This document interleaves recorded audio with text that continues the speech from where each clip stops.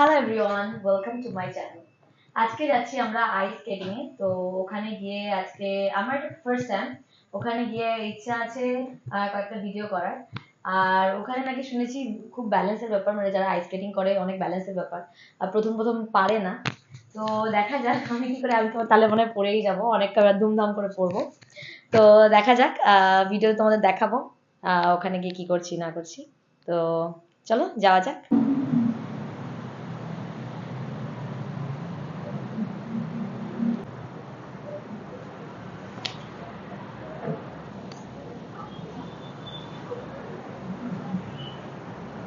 আচ্ছা, liquid colour, অনেক বড় ফ্লোরে উঁচুতে উঠে গেলাম, সরি। তো অলমোস্ট আমরা টপ ফ্লোরেই চলে এসেছি। বা নিচে কেমন লাগছে। হাই, ও মাই গড, চলে এসেছি। এই বাবা, আমি তো পারবোই না, দম করে আগে পড়বো। কি সুন্দর পাই পাই পাই পাই করে যাচ্ছে। আমরা তো আগে ধুমধাম করে সব করে মিলে পড়বো। এই যে যারা প্রথম প্রথম করছে তারা এই ধরে রেখেছে ওয়ালটাকে, দেখো যারা প্রথম প্রথম করছে দেখো তারা ধরে রেখেছে। হ্যাঁ, বিগিনারা যে দিয়ে পাকড়া হয়। আমি এখানে একটু গ্লাভস টাভস পরে নিচ্ছিলাম, মানে চেক করে নিচ্ছিলাম যে আমার হাতের মাপের কিনা। কারণ এটা আমার গ্লাভস না, সেলা এনেছিল আমাদের সবার জন্য। তো আমার হাতে দেখলাম সমস্ত গ্লাভসগুলোই ঠিকঠাক হচ্ছিল, কিন্তু সমীর ভাইয়ের হাতে ছোট হচ্ছিল। তো ওই নিয়ে হাসাহাসি করছিলাম। গ্লাভস এখানে পরতেই হবে, কারণ আমরা বিগিনার। আমার তো এটা ফার্স্ট টাইম আইস স্কেটিং, আর সমীর ভাই এর আগে 2-3 বার আইস স্কেটিং করেছে, কিন্তু অত পাকা নয়। তো আমরা যখন পড়ে যাব, সামনে হোক বা পেছনে, আমরা হাত দিয়ে তো সাপোর্ট দিই। তো বারবার যখন হাতটা আইসের ওপর পড়বে, হাতেও ব্যথা লাগতে পারে। আর হচ্ছে বারবার আইজের উপর হাত পড়ার কারণে হাতটা অবশ হয়ে যেতে পারে। তো গ্লাভস একটা জাস্ট প্রোটেকশন দেবে, সেটাই। তো এরপরে চলে এলাম একটা রেস্টুরেন্টে, এটা আর কি একটা ফাস্টফুডের দোকান। তো এখানে আমরা প্রথমে ফ্রেঞ্চ ফ্রাই খেলাম। ফ্রেঞ্চ ফ্রাই আর একটা কোল্ড ড্রিঙ্কসও অর্ডার করেছিলাম, কোকা কোলা। আর বার্গার অর্ডার করেছিলাম, মানে সবার জন্যই ছিল। বার্গারটা বড় ছিল, মানে বার্গারের সাইজটা ঠিক ছিল, কিন্তু চিকেনটা মনে হয় আমার একটু ভালোবেসে বেশিই দিয়ে দিয়েছে, সেটাই বলা বলি করছিলাম। তো সেখান থেকে চলে এলাম, আমাদের টিকিট কাটা হয়ে গেছে। তো ভেতরে এলাম, আমরা কিছুই জানি না, তার কারণ হচ্ছে এটা নতুন আমাদের জন্য। সমীর ভাইয়াও এখানের কিছু জানতো না, ও যখন চায়নায় ছিল তখন দেখে, মানে ও এর আগে অনেকবার আইস স্কেটিং করেছে, কিন্তু এখানে ফার্স্ট টাইম। তো আমি একটাই জিনিস দেখছি যে এরা এই যে জুতোগুলো পরেছে যেটা দিয়ে আইস স্কেটিং করবো, এটা পরে হাঁটছে কি করে? একটা চাকুর মতো, চাকু মানে কি, চাকু তো একদিক ধারালো হয়, অপর দিকটা যেমন ভোঁতা হয়, ওই রকম ওই ভোঁতা দিকটার মতো। ওইটুকু পরে কি করে হাঁটছে, মানে ব্যালেন্সটা করছে কি করে, আমি ওটাই ভাবছিলাম। তো যাই হোক, এখানে আমাদের টিকিটগুলো নিল, আর আমাদের পায়ের মাপের অনুযায়ী জুতো দেবে, মানে সবার তো পায়ের সাইজ এক নয়। তো সবাইকে যদি এক জুতো দেয়, হয়তো পরে যেতে পারে ঠিক মতো, কি কমফোর্টেবল নাও হতে পারে। তো সেই কারণে ওখানে পায়ের মাপটা দিয়ে সবাই জুতো নিচ্ছে। দেখো, আমিও পায়ের মাপটা দিচ্ছিলাম, আমার পায়ের মাপটা খুবই ছোট ছিল, সেটাই বলছিল। তো তারপরে আমি জুতোটা নিয়ে নিলাম, জুতোটা দেখে আমি জাস্ট অবাক, আরে এইরকম একটা জুতো পরে আমি হাঁটবোটা কি করে, আমি ওটাই দেখছিলাম। তো যাই হোক, এরপরে আমরা জুতো পরতে বসে গেলাম। একটু অন্য ধরনের জুতোটা আর কি। তো প্রথমবার তো আমি পরতে পারছিলাম না, কেউই পরতে পারছিল না যারা প্রথম প্রথম ধরো। তো এখানে যারা স্টাফ আছেন তারা একটু হেল্প করে দিচ্ছিলেন আমাদের যে কিভাবে পরতে হয়। এই বড় বড় শুলেস, তো ভালো করে না বাঁধলে পড়ে যাওয়ার সম্ভাবনা আছে। এ বাবা, এত সরু! বাবা, মনে হচ্ছে চাকুর মতো সরু। কি করে আমি দাঁড়াবো কি করে? জুতোটা পরে তো ফেললাম, কিন্তু জানি না হাঁটবো কি করে।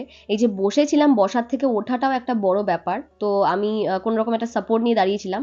আর এরপরে সেই মুহূর্তে যখন আমি হাঁটা শিখছি, হ্যাঁ, আমার তখন তাই মনে হয়েছিল। ছোটবেলায় যে আমরা মানে টলমলো পায়ে হামাগুড়ি, তারপর টলমলো পায়ে মায়ের হাত ধরে বা ফ্যামিলির কারোর হাত ধরে যে হাঁটা শিখি, আমার ঠিক তখন তাই মনে হয়েছিল। তো এই যে সাদা জামা পরা মেয়েটা, এর নাম হচ্ছে সেলা, আর এটা ওর বান্ধবী। সেলা খুব ভালো একটা মেয়ে, মানে ও আমাকে এত সুন্দর টিচ করেছে, মানে খুব সাপোর্টও করেছে যে এইভাবে এইভাবে পাটা ফেলো, তাহলে ব্যালেন্স করতে পারবে।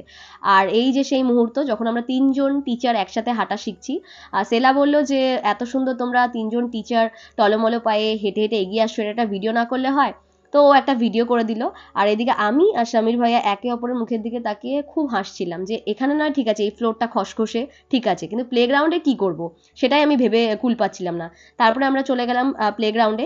এই যে সাদা অংশটা দেখছো ওটা পুরোটাই বরফের, আর ওই যে একটা রড মতো ছিল ওটা ছাড়া আমরা হাঁটতেই পাচ্ছিলাম না। তো যখনই ছাড়ছিলাম পড়ে যাচ্ছিলাম। আর এদিকে দেখো ধপাস করে নির্দেশ পড়ে গেছে। প্রথমে আমি যখন পড়ে যাচ্ছিলাম না, আমার একটু লজ্জা লাগছিল যে ই মা পড়ে যাচ্ছি, সবাই মনে হয় আমার দিকে তাকাচ্ছে, সবাই কি ভাবছে আমি পড়ে গেলাম, মেয়েটা পড়ে গেল। তারপরে আমাকে সেলা বলল, সেলার বান্ধবী এই যে ফ্রেন্ড, এ বলল, প্লাস এখানকার যারা স্টাফ আছেন তারাও বললেন যে কিচ্ছু না, এটা কোনো ব্যাপার না, কোনো দিকে তাকানোর দরকার নেই, এত লজ্জা পাওয়ারও কিছু নেই, এখানে পড়ে যাওয়াটা যত ইজি, পড়াটা খুব কমন, মানে এখানে অনেকেই পড়ে যায়, বেশিরভাগই লোককেই পড়ে যায় নতুন অবস্থায়। আর তার থেকেও বড় কথা যারা পুরনো অনেক দিন ধরে আইস স্কেটিং করছে তারাও পড়ে যায়, এটা খুব একটা বড় বিষয় নয়। তো এখানে সমীর ভাইয়া দেখলাম এক রাউন্ড কমপ্লিট করে ফেলেছে, আর ওইদিকে নির্দেশ চলে যাচ্ছে, বলছে আমি করতে পারবো না, আমার দ্বারা এটা সম্ভব না, আমি বেরিয়ে যাচ্ছি। তারপরে আবার অবশ্য ফিরে এসছে। তো আমি এখানে কোনো রকম টলমলো পায়ে হাঁটছি, হাঁটা শিখছি। আর সেলা আমাকে প্রচুর মানে হেল্প করেছে যাকে বলে। স্বামী ভাইয়া মোটামুটি হাঁটতে পারছে, তার কারণ হচ্ছে ও এর আগেও আইস স্কেটিং করেছে, ও যখন চায়নায় কাজ করতো তখন ও আইস স্কেটিং করেছে 3-4 বার, তো ও হাঁটতে পারছিল। আর এদিকে দেখো সেলার বান্ধবী, ও মোটামুটি 3-4 বার দেখলাম পড়ে গেছে, তো বললো কোনো ব্যাপার না, আমি ছোটবেলা থেকে শিখে আমি পড়ে যাচ্ছি, আর সেখানে তুমি তো আজকে ফার্স্ট টাইম তোমার, তো তুমি তো পড়তেই পারো, এটা কোনো বড় ব্যাপার না। একটা জিনিস আমি এখানে শিখলাম, মানে আমাকে সেলা বললো, যখনই তুমি আইস স্কেটিং করবে ব্যালেন্সটা সবসময় সামনের দিকে রাখবে, পেছনের দিকে রাখলেই পেছনে আর কি ঝুঁকে পড়ে যাবে, তো তুমি বুঝতে পারবে না যে তোমার কোথায় লাগছে, কিভাবে তুমি পড়ছো। তো সেই কারণে সামনের দিকে ব্যালেন্সটা রাখবে। দেখো এখানে সবাই মোটামুটি সামনের দিকে ব্যালেন্সটা রাখছে যারা বিগিনার, কারণ যখন সামনের দিকে পড়বে আরেকটা বাঁচার চান্স আছে, সেটা হচ্ছে তুমি হাঁটু ধরে ফেলবে, যখনই হাঁটুটা ধরে ফেলবে তখন তোমার পড়ে যাওয়ার চান্সটা অনেকটাই কমে যাবে। তো আমি ওর ইনস্ট্রাকশনই ফলো করছি।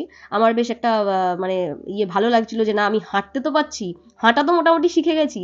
তো এই যে বরফ দেখছো, এটা পুরোটাই বরফের সাদা অংশটা, এটার ঠিক ওপরে মানে সিলিংটাও ছিল বরফের। আমি যখন জিজ্ঞাসা করলাম কারণটা কি, তখন বললো যে এই যে নিচটা বরফ, ওপরটাও যখন বরফ রয়েছে, যেমন বরফ রয়েছে, তো সেটাতে আর কি ব্যালেন্স হয়, তাহলে এই নিচের বরফটা কম গলে। আমি দেখলাম 2-4 ফোঁটা গলে গলে পড়ছে ওপর থেকে, বললো কোনো ব্যাপার না, কিন্তু নিচটা নাকি ব্যালেন্স করে। আর এখানে দেখো সেলার বান্ধবী, ও এত সুন্দর করে আসলো, মানে কি যে একটা করলো, মানে কি করে ব্যালেন্স করলো আমি জানি না, ও নিজেও ইভেন বিশ্বাস করতে পারছে না যে কিভাবে ও করলো। যাই হোক ওর মুখের এক্সপ্রেশন দেখে তোমরা বুঝেই গেছো। আর আমি তো ধপাস ধুপুস করে পড়ছি, আর সেই সাথে সাথেই আমি দেখলাম সমীর ভাইয়াও পড়ে গেছে। তো ও পড়ে ঠরে হাসছে, মানে আমরা সবাই মোটামুটি পড়ার পরে মানে হেসে কুল কিনারা করতে পারছি না। আর এদিকে সেলা, ও আমাকে টিচ করছিল যে এইভাবে দাঁড়াও, আমরা বেশ কয়েকটা ফটো তুলি। তো আমি দাঁড়াবো কি, মানে আমি কিছুই করতে পারছিলাম না, মানে হাঁটাটা একরকম ছিল কিন্তু দাঁড়ানোটা অন্যরকম ব্যাপার, মানে আরো কঠিন ব্যাপার, কারণ ওটা না স্লিপ করছিল, যেহেতু ওই যে নিচটা যেটা পরে রয়েছি বুটের ওই নিচটা পুরোটা একটা চাকুর মতো, চাকুর যেমন আরেকটা ধারালো দিক, একটা হচ্ছে ভোঁতা দিক, ওই ভোঁতা দিকটার মতো, তো ওই রকম ভোঁতা দিকের মতো জায়গায় কি আর কি দাঁড়ানো যায়, তো একটু কঠিন ছিল। তার মধ্যে বলতে বলতে সমীর ভাই আবার পড়ে গেছে। তো যাই হোক একবার পড়ে গেলে ওঠাটাও একটা বড় ব্যাপার, মানে কঠিন একটা ব্যাপার হয়ে যায়। তো যাই হোক এরপরে আমরা বেশ মজা করলাম। তারপরে দেখলাম সেলাও পড়ে যাচ্ছে। তো সেলা বললো এখানে খুব কমন, এটা হোঁচট খাবো পড়ে যাবো, এটাই এখানকার ফ্যাক্ট আর কি। এরপরে আমরা বেশ কিছু ফটো তুলে নিলাম, কারণ মানে একটা জায়গায় ঘুরতে গেছি সেখানে কিছু যোগা পোজ করবো না সেটা কি হয়, তো কয়েকটা ফটো তুলে নিলাম। তারপরে আমরা বেরিয়ে গেছি ওই প্লেগ্রাউন্ডটা থেকে। যখন বেরোলাম তারপরে দেখছি আমার পা মোটামুটি লাল হয়ে গেছে, মোজাটা পুরো ভিজে গেছে, সবারই মোটামুটি দেখলাম পা পুরো লাল হয়ে গেছে। তো আমার পায়ে একটু ব্যথাও করছিল, যেহেতু ফার্স্ট টাইম, সেজন্য হয়তো অভ্যেস নেই না। তো এখানে দেখলাম যে যে আমার পাটা মোটামুটি ফুলেও যাচ্ছে, তো এটা কোনো ব্যাপার না, সেলা বললো যে 1 ঘন্টা 2 ঘন্টা পরে এটা আবার ঠিকও হয়ে যাবে।